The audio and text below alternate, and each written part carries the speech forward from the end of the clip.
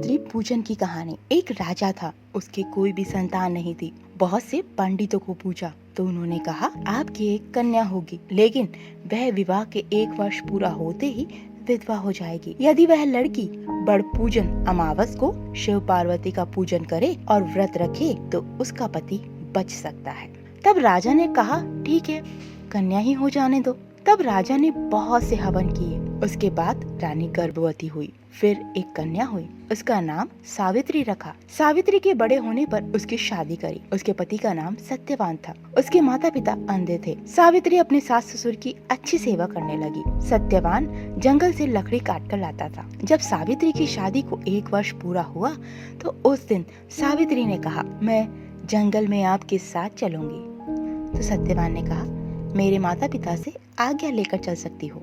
सास ससुर ने आज्ञा दे दी। जंगल में लकड़ी तोड़ते समय सत्यवान को सांप ने डस लिया। उसकी मृत्यु हो गई।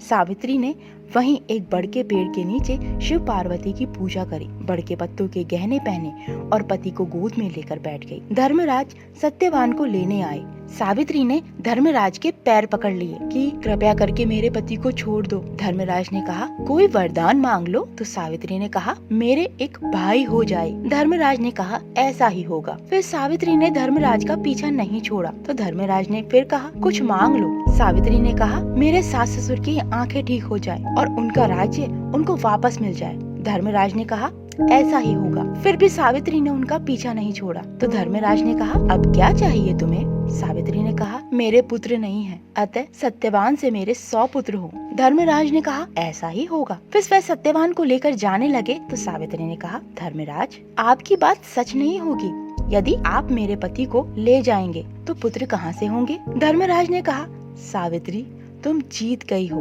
तुमने शिव पार्वती का जो आज पूजन किया है उससे तुम्हारे पति को जीवन दान अवश्य मिलेगा। हे भगवान, जैसे उसके पति की रक्षा करी वैसे सबकी करना। तब सभी स्त्रियां जेठ की अमावस्या को बड़ का पूजन करती है और बड़ का पेड़ शिव जी का ही स्वरूप माना जाता है, जिससे उन्हें सौभाग्य की प्राप्ति होती है।